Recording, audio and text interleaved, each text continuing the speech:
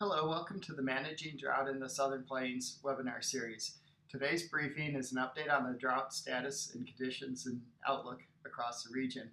I would like to mention that we have a webinar next Thursday, November 8th at 11 a.m. Central Time that will focus more on El Nino and what it is expected to do this fall and in winter and the impacts for the region.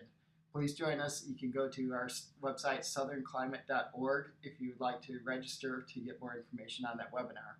So what's changed this week? Well, Sandy, of course, is a big story with a lot of impacts across the eastern U.S. Not much change in our part of the world here, Southern Plains or High Plains, and slowly improving conditions along the Mississippi River. We've had a fairly cool October, but it looks like warm, dry weather is returning here to stay. And we have a very confusing signal with El Nino we'll talk about in just a couple of minutes. First, the current status. You can see that there's not much drought remnants left across the eastern United States except in Georgia. And obviously the rainfall from Hurricane Sandy is having some benefit to the drought picture at least. Here in the Southern Plains, pretty much unchanged over the last month.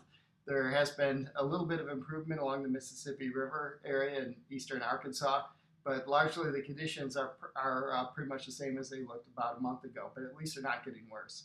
Likewise, in the High Plains, there hasn't been much change. A little bit of improvement up into North Dakota, and far southern Kansas and southeast Kansas has had some improvement in the last month.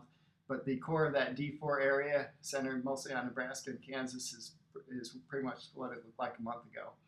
Rainfall departures, we can see in the lower right corner for the year to date, there was a large area of deficit along the Mississippi River south of Memphis.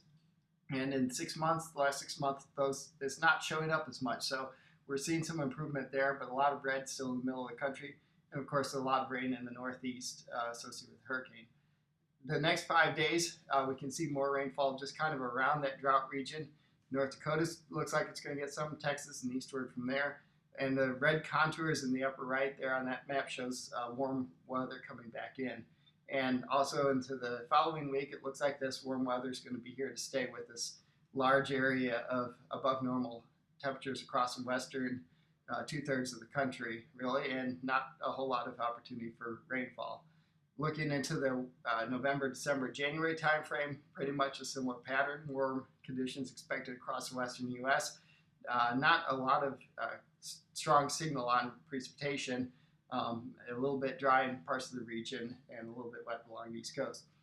El Nino has been very confusing this year. It looked like we were going into an El Nino pattern, but it seemed to have stalled and it's gone back to this neutral condition in between the two green lines there. And from that, you can see this. The models are showing that it's trending back downward. But then now it's looking like it may tick up again a little bit later in the year. So we'll have to watch and see how that develops in the coming months.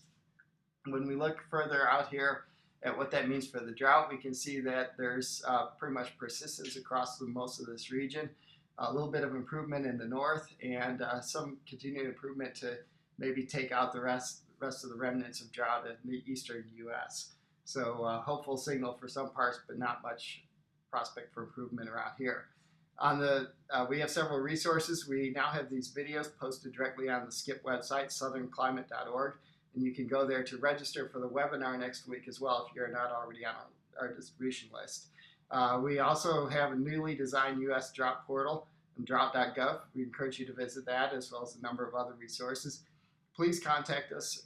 Feel free to view any of these and contact us with any information. Thank you, and we hope that you have a good week. Thank you.